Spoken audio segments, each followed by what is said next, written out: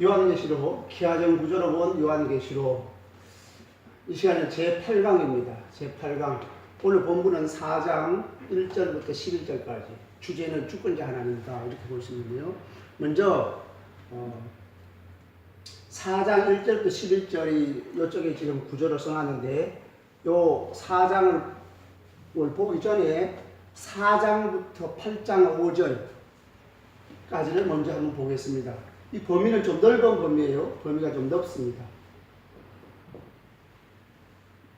1강을 참조하시기 바랍니다. 1강에 보면 요한계시록 전체에 대한 구조가 나와요. 요한계시록 전체에 대한 구조가 나오는데 그 구조가 4장 1절부터 8장 5절 그래서 전체 구조 소문자에 보면은 7구조 가운데서 고난과 구원, 성도의 관점에서 보는 그 넓은 구조가 4장 1절부터 8장 5절입니다. 그러니까 4장 1절부터 8절까지의 전체 소문자 A 구조를 보고 요 안에서 이제 4장 따로 보고 5장 따로 보고 6장 따로 보고 또 7장 따로 보고 그렇게 할 겁니다. 그러니까 일단 전체 4장 1절부터 8장 5절까지 구조 요한계시록 전체 구조에서 소문자 A 구조입니다. 그러니까 1강을 꼭 참조를 한번 하시고 이걸 보시면 더 선명할 겁니다. 이것이 구조로 우리 살펴볼 때 평행구조로 관찰이 됩니다. 평행구조로 관찰이 되는데 4장 1절부터 3절은 보좌에 앉으신 이 나오죠. 또 A-에서도 병행이 되잖아요. A와 A-가 병행이 돼가지고 여기도 보좌에 앉으신 이 보좌에 앉으신 이라는 관점에서 병행이 되고 여기는 보좌에 앉으시는 성부 하나님입니다. 성부 하나님이신데 무지개가 보좌에 들렸다고 하는 말은 이게 언약을 상징하죠. 하나님이 언약을 지켜서 이미 시작된 구원, 하나님 나라가 완성될 것이 틀림없다. 하나님의 언약의 관점에서 이렇게 보여주고 있어요. 근데 A에서 보좌에 앉으시니가 나오는데 A-에서는 보좌에 앉으시니와 어린 양이 함께 나옵니다. 이거는 성부만 나오시고 또 5장 13절부터 14절은 성부 하나님과 성자 예수님이 함께 나오십니다. 그 다음에 여기는 하나님의 언약을 지킬 것이라고 하는 것을 예견하게 만드는데 여기는 피조물이 영광을 돌려요. 왜냐하면 하나님의 언약이 완성될 것을 생각할 때 하나님의 그 은혜와 권능과 능력을 찬양하고 영광을 돌리는 내용입니다. 피는 24장로가 나오죠. 그리고 금관을 썼다고 했어요. 금관이라고 하면 이 관은 스테파노스 승리자가 받는 관이거든요. 그러니까 믿음의 승리자, 영적 전투에서 승리한 자가 받는 관. 그들이 믿음으로 승리했다. 24장은 교회의 대표라고 말할 수 있죠. 그 다음에 P와 B'가 병행이 되죠. B'가 병행이 되는데 B'에서는 여기서는 금관, 여기는 면류관 나오죠. 똑같이 스테파노스입니다. 이거는 스테파노스인데 이거는 관이라고 했고 이거는 면류관이라고 했는데 헬라어 원어에는 똑같습니다. 여기서도 영적 전쟁에 대한 이야기예요. 6장이 그 재앙이 절대 아닙니다. 6장의 첫 번째 인을 적그리스도로 하고 두 번째, 세 번째, 네 번째 이거는 무슨 전쟁이니 기근이니 물론 그런 의미들이 어느 정도는 있어도 그 재앙이 아니에요. 성도의 관점에서 봐야 됩니다. 이거는 6장 갈 때 아주 자세하게 할 겁니다. 자세하게 하는데 성도들이 면류관을 쓴 거예요. 첫 번째에서 이건 교회가 예수 그리스도의 군사로서 온 세상에 복음을 전파하는데 승리를 거둘 것이다. 그것을 말해주는 그래서 면류관을 쓰고 있어요. 그러니까 이것은 복음의 승리라고 봐야 되죠. 복음의 승리. 교회가 성도가 하나님의 복음을 전파하는 데 쓰임받는 그 역사와 하나님의 함께 하심으로 승리를 거두게 될 것이다. 그리고 고난 가운데서도 승리한 성도들의 모습이 여기 나옵니다. 그러니까 면류관이라는 점에서 병행이 되고 있고 시인은 7인으로 봉한 두루마리가 나옵니다. 7인으로 봉한 두루마리는 이게 두루마리는 1장 할 때 했죠. 1장 2절 할 때 1강을 참고하시기 바랍니다. 1강의 내용이 그러니까 전체를 다 지배할 만큼 중요해요. 1강. 요 문제는 2강에서 나오네요. 2강 요한계시록 이제 본문에 들어가서 1장 1절부터 8절까지 한 2강에서 이 부분은 2강에서 나옵니다. 2강에 나오는데 1장 2절 할 때 요한계시록과 그 두루마리가 하나님의 구원 계획을 보여주는 거예요. 하나님의 구원. 그러면 7인으로 봉한 두루마리를 하나님의 구원 계획인데 이게 재앙의 책이 아닙니다. 이 부분도 이제 5장 가서 6장 가서 자세하게 할 건데 다음 시간하고 그 다음 시간이죠. 이 두루마리는 하나님의 구원 계획이다 이렇게 봐야 돼. 하나님의 구원 계획. 다르게 말하면 복음을 통한 하나님의 구원 계획. 복음이라고 예수 그리스도의 십자가와 부활이죠. 예수 그리스도를 통한 하나님의 인류 구원 계획을 보여준 것이 두루마리예요. 그것이 계시록이고, 그것을 7인으로 봉했다고 하는 말은 7인으로 봉한 것은 예수님이 취하시죠. 예수님이 이 두루마리를 취하셨단 말은 하나님의 구원 계획을 집행하실 권한을 위임받으신, 그러니까 천권 이양식이라 이렇게 말할 수 있어요. 그래서 람바노 두루마리를 취하다, 단순히 받았다는 의미가 아니고 하나님의 구원 계획, 인을 공개한다고 하는 말은, 인을 뗀다고 하는 말은 구원 계획을 집행한다는 뜻이 있어요. 하나님의 구원 계획을 집행하는 것이 인을 떼는 거거든요. 그러면 인을 떼서 하나님의 구원 계획이 집행되는 권한을 위임받으신 분이 예수님이시다. 그래서 이거는 하나님의 주권, 이 주권의 문제예요. 성부 하나님 가지고 계셨던 그 하나님의 구원 계획을 이루실 권한을 예수님이 위임받으셨다. 그래서 마태복음 28장에 이런 말씀이 있죠. 28장 18절부터 20절까지 하늘과 땅의 모든 권세를 내게 주셨으니, 그러니까 성부 하나님께서 하늘과 땅의 모든 권세를 성자 예수님에게 주셨다고 말씀하고 있어요. 그러니까 천권 이양식. 그 다음에 C에는 하나님의 종들의 이마에 인을 친다고 그랬잖아요. 하나님의 종들은 특별한 사역자가 아닙니다. 요한계시록에서 종들이 많이 나와요. 1장에서 벌써 이 부분은 2강을 참조하시기 바랍니다. 2강에 보면은 하나님의 종들에 대한 종의 신학을 얘기하고 있어요. 그래서 7장 1절부터 8절까지 종들의 이마에 인친다고 그러잖아요. 이 이마에 인치는 것이 1장에서 하나님의 종들에게 보이시려고 1장에 그렇게 나왔죠. 2강을 보면 1장에서 하나님의 종들에게 보이신다면 모든 성도들을 얘기하는 거예요. 그래서 종의 신학에 대한 것은 그 2강을 참조하시고, 모든 인류가 하나님의 종으로 지음을 받아서 하나님을 섬기는 존재, 섬김이 곧 영생이에요. 섬기려면 같이 살아야 돼요. 하나님과 동거 함께 살아야 되겠죠. 그리고 섬김의 자리에서 쫓겨나는 것이 신발이고 섬김의 자리에 회복되면 구원이고 섬김이 곧 영생입니다. 그러면 종이라는 것은 섬기는 존재니까 섬김은 섬김이지만은 세상 노예처럼 억지로가 아니고 자원함으로 섬기는 존재. 자원함으로, 즐거움으로, 스스로, 기쁨으로 우리에게 자유를 줘서 스스로 하나님을 섬기는 존재, 자유하는 종이에요.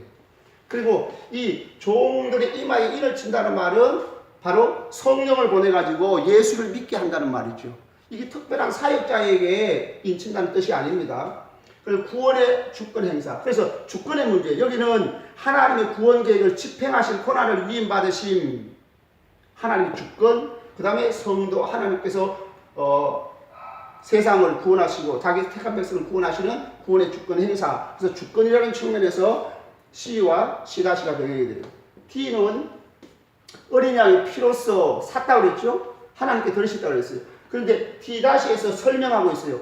어린 양의 피로 샀다는 말이 피에 씻어 쉬게 했다. 죄를 다 용서했다는 뜻이죠. 그래서 하나님의 들으셨다고 말, 하나님의 소유, 하나님의 소유된 백성이 되게 했다. 그 다음 나라와 제사장으로 삼았다는 말은 이건 2강을 참조하시기 바랍니다. 2강 중요해요. 2강에 보면 나라와 제사장의 왕 스테펜 공인본문에 보면은 나라가 왕들로 나와요. 바실류스로 나옵니다. 그래서 바실류스는 단수인데 바실레이스, 이 나라 같으면 바실레이아로 나오잖아요. 그래서 대끼기니까 바실레이안, 이게 네스랄란드 판에는 이렇게 나왔지만은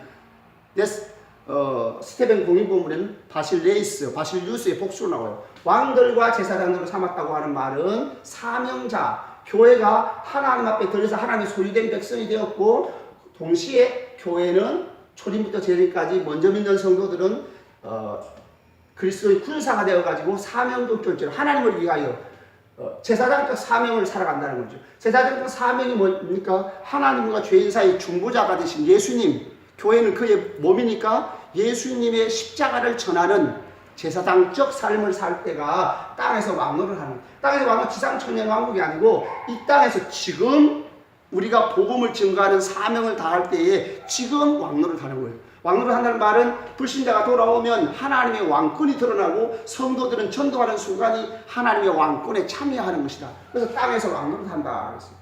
그런데 이제 T에서는 피로 사서 희게 씻고 성전에서라고 하는 말은 성전에서 밤낮 하나님을 섬긴다고 그랬죠. 성전에서는 말은 천국에서 새하늘과 새 땅에서 새하늘과 새 땅에서 밤낮 하나님을 섬김에 밤낮이라는 말은 21장 9절부터 22장 5절까지 보면 새하늘과 새 땅에는 밤이 없다고 그랬거든요. 그러니까 요한계시록을 문자적으로 풀면 안 되는 거예요. 문자적으로 볼 것도 있고 그 의미하는 바, 그 단어나 문장이나 그 언어가 의미하는 바 상징적인 의미를 풀어야 하는 거예요. 물론 문자를 도외시하면 안 됩니다. 그러면 실체가 없어지는 거예요. 그러면 하나님 나라에는 밤이 없다고 했는데 여기서는 밤낮이라고 했잖아요. 그러니까 이 문자가 의미하는 바는 뭐냐면 영원히 밤낮으로 영원토록 그런 말이고 하나님을 섬기는 말은 예수님 체험하신 이후에 영원토록 하나님을 섬김의 자리로 회복됐다는 거죠. 섬김의 자리로 회복된 게 구원이니까 영원히 구원받았다 그런 뜻이에요. 그래서 그 하나님 나라는 마치 21장 1절부터 8절까지 보면 특히 이제 7절까지 보면은 구원받은 새하늘과 새 땅에 들어가가지고 했는 말하고 똑같이 비슷한 말이에요. 줄이지 않고 목마르지 않고 상함이 없고 생명서 샘으로 인도해 준다. 이거 21장에 나오는 말씀이거든요. 그러니까 이것이 지금 벌써 7장에 하늘 보호자 7장 9절 이하는 천상의 모습입니다. 이미 구원받은 성도들의 모습을 미리 보여주고 있어요. 왜? 고난 속에서도 이기라고 그 하늘의 영광을 보여줌으로 인내할 수 있고 믿음을 지키는데 아무리 고난이 오고 불이익을 당한다 하더라도 이 소망을 가지고 믿음으로 승리할 수 있도록 하기 위해서 미리 보여주는 내용이다. 그래서 이렇게 A와 A-는 보호자라는 관점에서 B와 B-는 멸류관이라는 관점에서 C와 C-는 주권에 대한 문제로 병행이 되고 T와 D-는 이제 예수님께서 T와 D-는 구원의 영광스러운 피로 사서 죄를 깨끗하게 해서 하나님의 소유된 백성이 되고 이 땅에서 사명자로 살아간다고 하는 거. 그래서 이 땅에서 왕노릇 한다는 말은 이미 하나님 나라를 맛보게 하는 것이죠. 그래서 전도하는 순간에 여러분 한번 전도를 한번 해보십시오. 전도할 때 불안한 마음도 들고 두려운 마음이 들지만 실제로 전도하면 전도하고 돌아오면 전도가 안 됐어도 기쁨이 충만합니다. 그 왜냐하면 하나님의 뜻을 이루는 하나님의 왕권에 참여함이 전도하는 것, 사명을 감당하는 것. 그래서 이 D-는 영원한 구원의 완성에 이르는 것을 보여주고 있어요. 자, 여기까지가 이제 4장 1절부터 8절까지 내용을 이제 좀 큰 구도 속에서 본 거고요. 지금은 이제 4장 1절부터 8장 5절까지 봤으니까 4장 1절부터 11절까지 보겠습니다. 이 성경을 펴놓으시고 세미나를 들으시기 바랍니다. 성경을 일단 성경 본문하고 대조를 하면서 좀 읽어가면서 할 거니까 그래야 이제 더 잘 다가올 수 있습니다. 자, 그러면 4장 1절부터 12절까지 이 본문도 평행구조로 관찰이 됩니다. 평행구조로 관찰이 되는데 A와 A-가 병행이 돼요. A에서는 하늘에 열린 문이 있고 나팔소리 같은 검성이 들어있어요. 이건 하나님의 인재의 현상이에요. 나팔소리는. 그 다음에 A-는 보좌로부터 번개의 음성, 우레소리가 나죠. 이것도 하나님의 인재의 현상입니다. 그 다음에 P와 B-는 성령의 감동자는 성령 안에서라는 말인데 성령, 여기서 하나님의 일곱 덩굴, 하나님의 일곱 영이 나오죠. 같은 성령에 대한 이야기. C와 C-는 보좌에 앉아 계신 이의 모습 속에서 구원의 완성에 이르게 해주겠다고 하는데 이 내용을 이제 풀어드리겠습니다. 구원의 완성에 이르도록 해주겠다는 말인데 C-에서는 구원의 완성에 이르면 유리바다는 거룩한 것이고 내 생물이 나오죠. 내 생물이 나오는 것은 이건 하나님의 심부름꾼 천사들입니다. 천사들.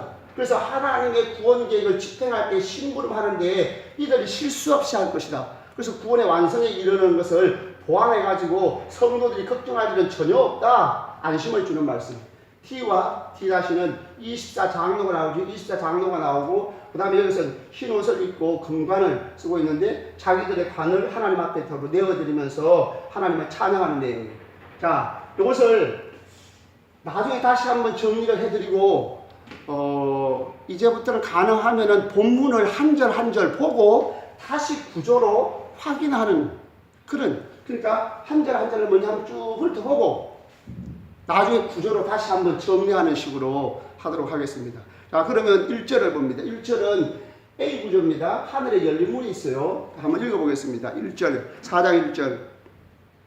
일 후에 내가 보니 하늘에 열린 문이 있는데 내가 들은 바 처음에 내게 말하던 나팔 소리 같은 그 음성이 이르되 이리로 올라오라.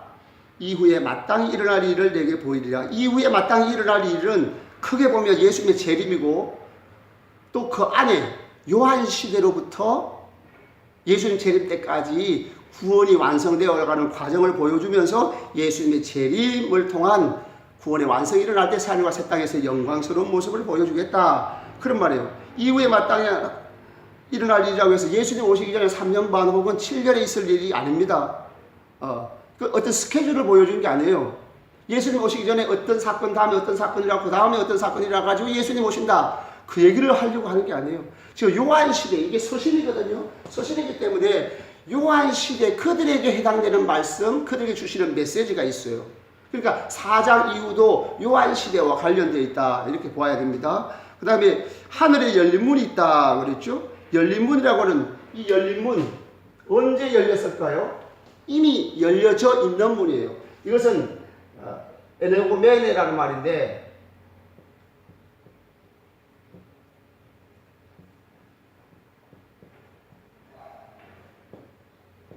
에네고메네는 아노이고에서 온 말이에요.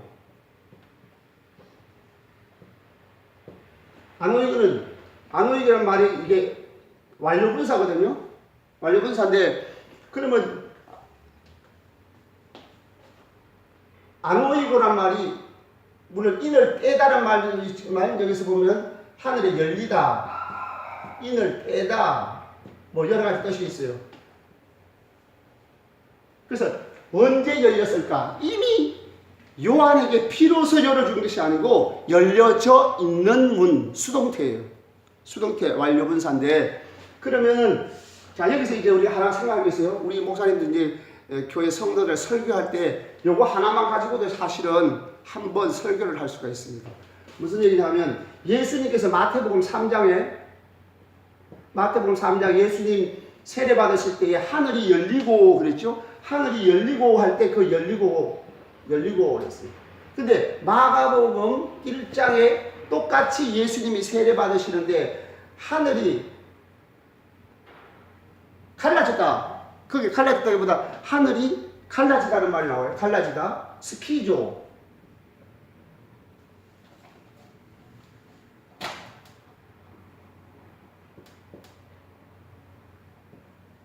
스키조란 말은 갈라지다. 근데 마가복음 15장에 가서 보면 마가복음 15장에 예수님께서 십자가에 달려 돌아가시고 운명하실 때에 하늘이 성소 휘장이 찢어졌다고 그랬죠? 성소 휘장이 찢어질 때도 스키조라는 단어가 됐어요. 무슨 말이냐면 예수님이 세례 받으실 때에 아노이고 동사가 쓰여졌어요. 그러니까 열린다는 말을 똑같이 예수님 세례 받을 때에 마가복음에는 하늘이 갈라졌다. 그러니까 제가 하고 싶은 얘기는 뭐냐면 아노이고 동사와 스키조 동사가 교체적으로 사용되었다는 거예요. 그 의미가 비슷하다는 거죠. 그러면서 마가복음 15장에서는 성소 휘장이 찢어졌다 하고 또 히브리서 11장에 가서 보면은 그 히브리서 10장이죠. 그 가서 보면은 예수님의 몸이 곧 성소 휘장이라고 그랬어요. 성소 휘장이 찢어지고 예수님 몸이 찢어졌다는 거죠. 다시 말하면 하나님 구원이 완성될 때 성소 휘장이 찢어졌대요. 찢어지는 의미가 뭐죠? 더 이상 성소 휘장이 필요 없다. 그 말은 무슨 말입니까? 예수님의 십자가를 통해서 구원이 성취가 됐으니까 더 이상 하나님과 인간 사이에 막힌 담을 헐으셨다는 거예요. 그러니까 하늘에 열린 문은 사실은 예수님의 몸이 찢어질 때 십자가에서 몸이 찢어질 때, 십자가에 달려 돌아가실 때 하늘이 열려서 인간이 하나님 나라에 갈 수 있는 길이 열려졌다. 그럼 하나님이 열어줘야 천국을 볼 수도 있고 갈 수도 있는 거예요. 그러니까 그 의미니까 이거를 조금 더 확대하면 이 부분도 아주 중요한 메시지가 됩니다. 그 다음에 나팔 소리 같은 음성이 들렸다고 그랬죠? 나팔 소리 같은 음성은 이 나팔 소리가 하나님의 임재의 현상이에요. 그러니까 지금 성부 하나님 임재하신다 그런 말이에요. 그리고 여기 A-병행된 A-에 보면 번개, 음성, 우레소리가 나오죠? 그래서 요한계시록 안에서 이런 표현들은 구약적 표현이에요. 구약적 표현을 하고 있지만 해석은 신약적으로 해석해야 됩니다. 구약적 표현을 구약적으로 해석해버리면은 복음으로 시작했다가 율법으로 끝나는 거예요. 그렇게 하시는 분들이 주로 세대주의자들, 저 예루살렘 성전 제사가 다시 회복된다고 하는 아주 이상한 소리를 하는 거죠. 복음을 시대 율법을 마치게 돼요. 그거 잘못된 겁니다. 구약적 표현을 했어도 신약적으로 해석해야 돼요. 1세기 당시, 이게 서신이잖아요. 1세기 당시 성도들은 구약이 익숙해 있기 때문에 구약적 표현을 썼어요. 자기들이 아브라함의 자손이라 하고 자기들이 이스라엘 12지파에 속했다고. 그때 지파의 개념이 다 무너졌음에도 불구하고 경계선이 무너졌음에도 불구하고 이런 표현을 하고 있어요. 갈라디아서나 다른 서신들을 쭉 보시면은 그런 표현이 나옵니다. 그러니까 표현이 구약적으로 표현했지만 신약적으로 해석해야 된다. 그러면 이것도 나팔 소리, 구약 이렇게 요한계시록에서 나팔 소리 혹은 구름, 연기, 불 혹은 번개, 음성, 우레, 지진, 우박 이런 현상들이 동반되면 이런 현상은 하나님의 임재의 현상이에요. 하나님의 임재의 현상이에요. 다시 말하면 하나님이 영이시잖아요. 하나님은 영이시니까 영이신 하나님이 우리 눈에 보이지 않으니까 하나님이 임했는지 역사하는지 우리 인간은 알 수가 없어요. 그래서 하나님은 하나님이 자신이 임하실 때에 이런 현상들을 동반합니다. 이런 현상들을 동반해요. 그러니까 이런 현상을 통해서 말씀하시고자 하는 바는 주님이 임하셨다. 그러면 하나님의 임재 현상인데 하나님의 임재는 두 가지가 있어요. 두 가지가. 하나는 구원을 위한 임재. 구원을 위한 임재가 있고 하나는 심판을 위한 임재가 있어요.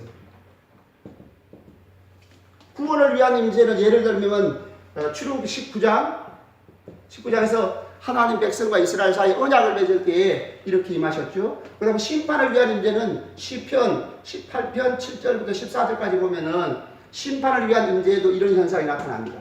그러니까 하나님의 임재의 현상은 기본이고 그것이 그 문맥을 살펴보아서 구원을 위한 임재인지 심판을 위한 임재인지 이거를 우리가 구별해야 되겠죠. 해석할 때. 그 다음에 하나님의 임재는 또 다른 측면에서 보면 두 가지로 나는 하나는 상시적 임재가 있어요.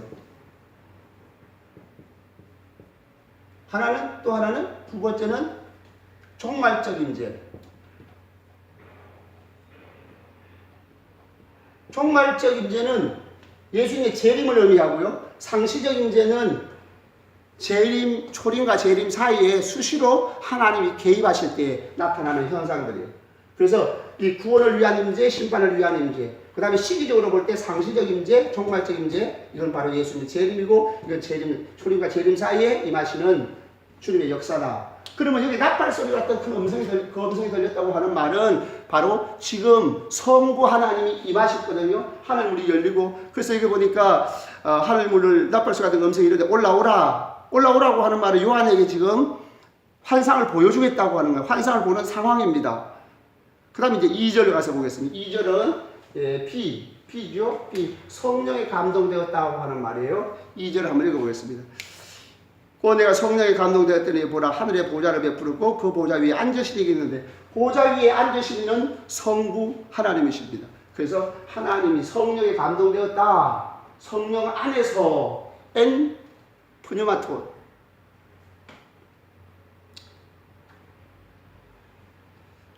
성령 안에서란 말입니다. 성령 안에서 푸뉴마티라는 말이 성령 안에서라는 말인데, 성령 안에서 감동되었다는 말을 피해서 이제 말할 때 하나님의 일곱 영이 이제 나오게 되는데, 이거는 이 부분에 가서 다시 말씀을 드리고요.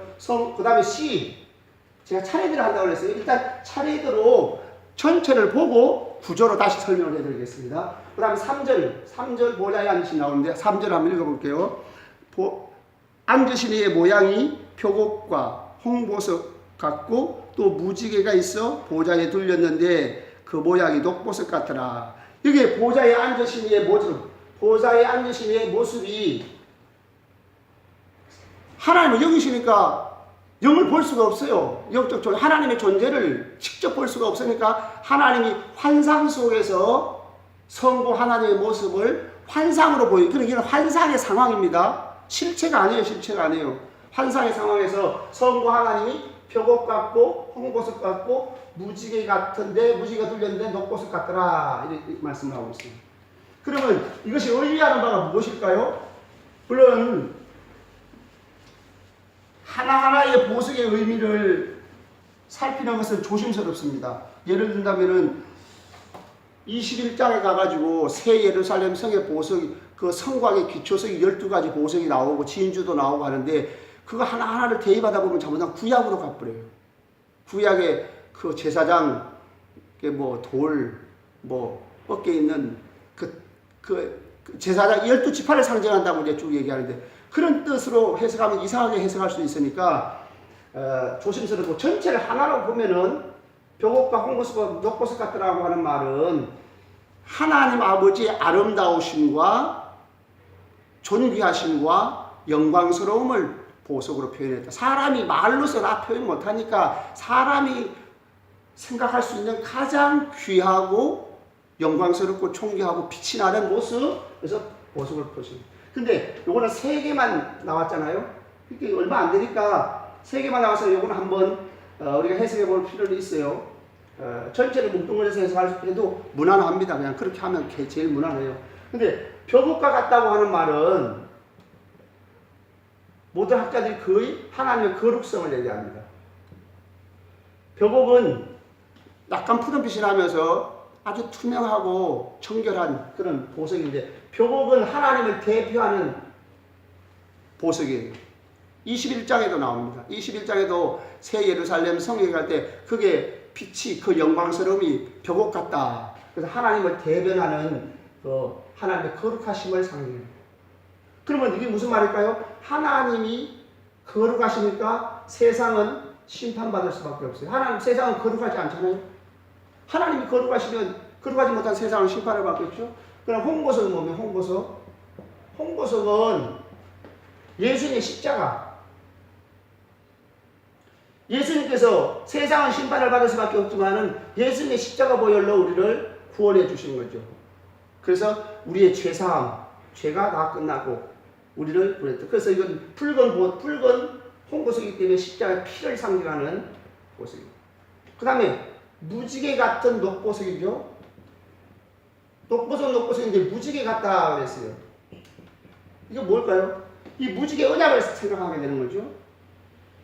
창세기 8장 마지막 22절인가요? 21절, 22절인가요?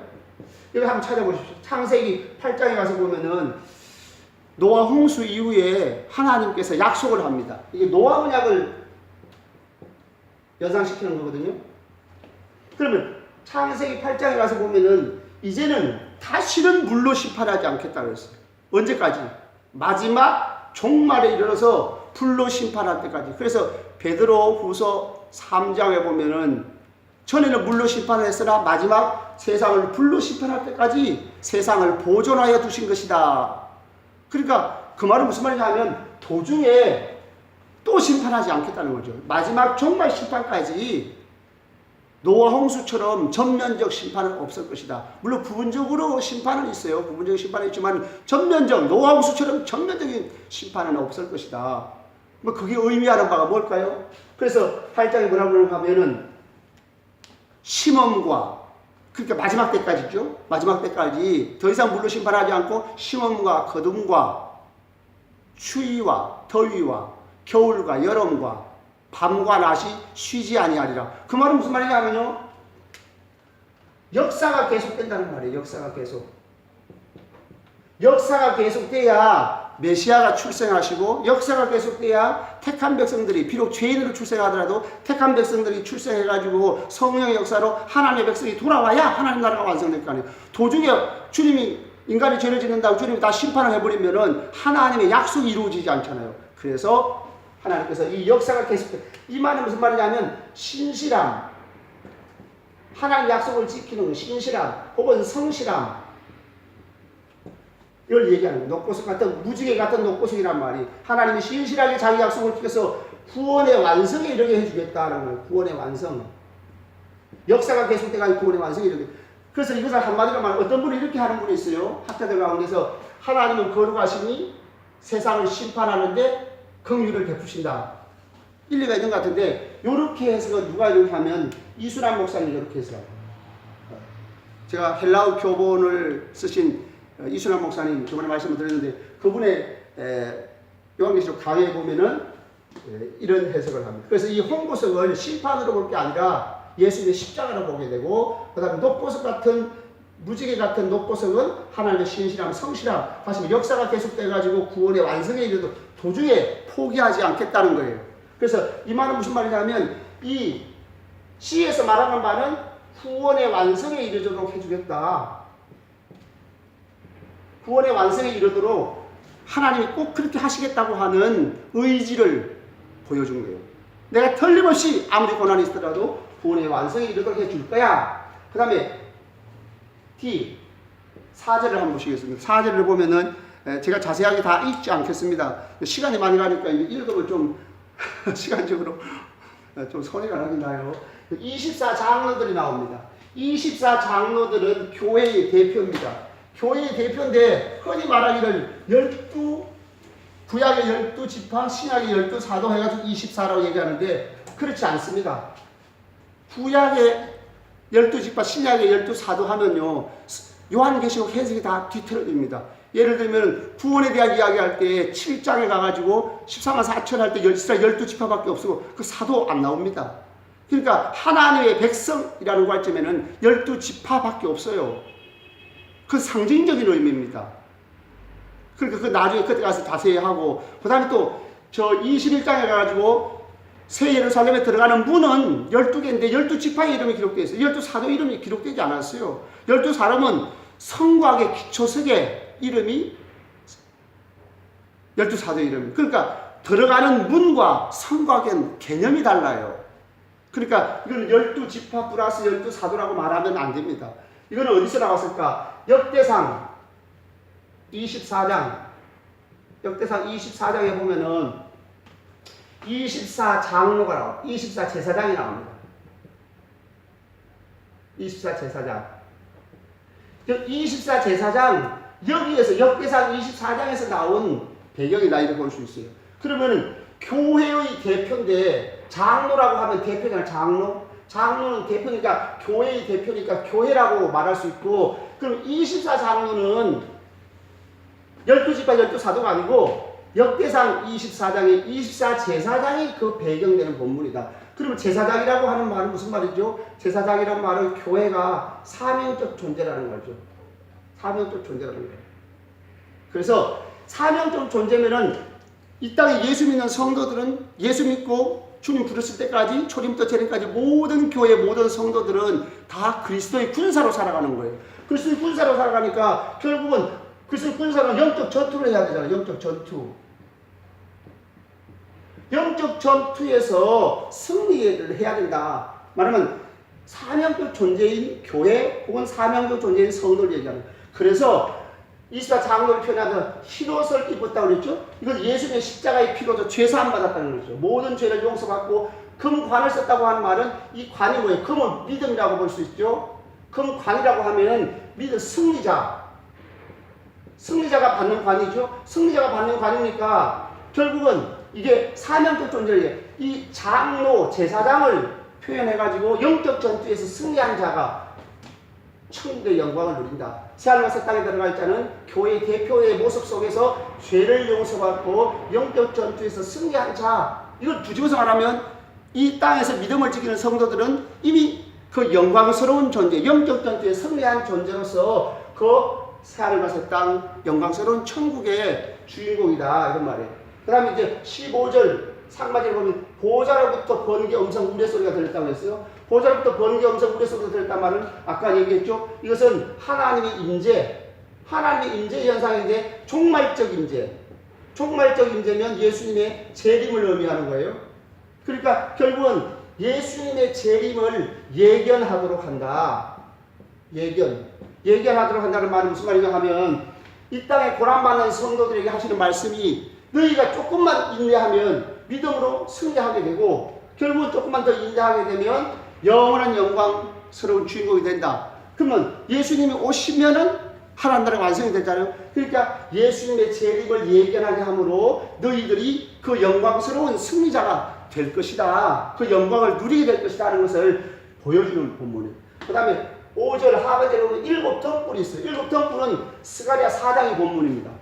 배경이에요. 배경. 스가랴 4장이 배경인데 스가랴 4장은 성전 건축 완공에 대한 본문이에요. 그래서 스가랴 4장 본문을 보면 7 등불이 나오고 2 감람나무가 나오죠. 2 감람나무가 나오는데 이 성전 건축이 완공되리라고 하는 그 본문 속에 7 등불이 나오는데 그 말은 무슨 말이냐면 이것이 구약적으로 표현되어 있어도 신약적으로 해석을 해야 되거든요. 성전 건축은 뭐냐면 이게 교회 공동체거든요. 교회 공동체. 교회 공동체가 완성된다 하는 말이에요. 교회 공동체는 어떻게 해서 완성됐죠? 교회 공동체는 복음을 전파해서 전도해가지고 하나님의 택한 백성이 다 돌아오고 또 예수님이 재림하시면 하나님 나라가 완성되는 거죠.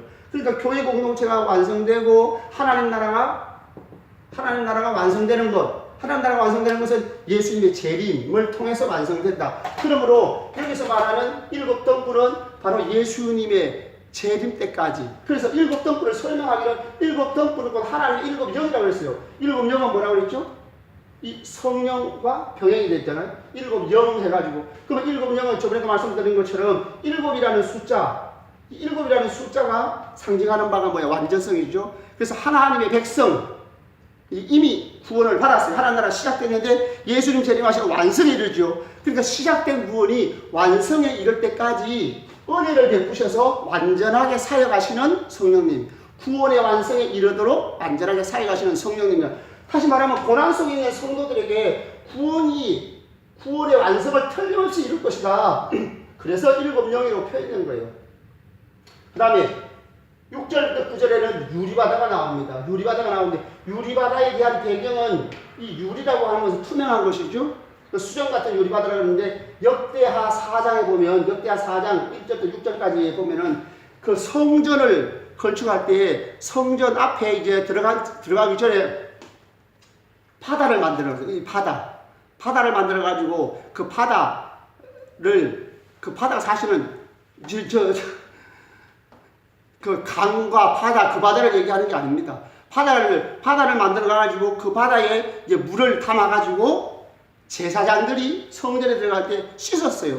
정결 예식. 다시 말하면 하나님 나라에는 정결하는 것밖에 없다. 거룩한 밖에 없다. 그래서 하나님도 거룩하시죠. 벽옥같이 하나님도 거룩하시지만 성도들도 흰옷을 입고 거룩해요.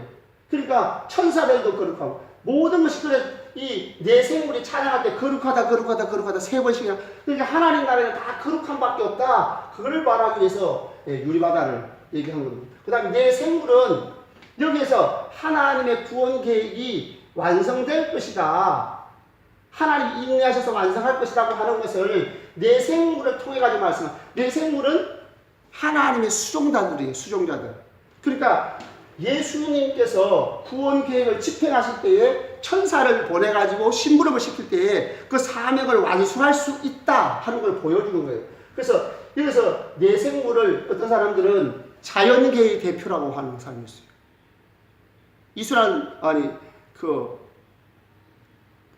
그렇게 말씀하시는 분이 있는데 가끔 학자들이 가운데 그런 분들이 많이 있습니다. 특히 이제 이필찬 교수님 같은 분도 내 생물을 갖다가 자연계의 대표다. 학자들이 주로 그렇게 합니다.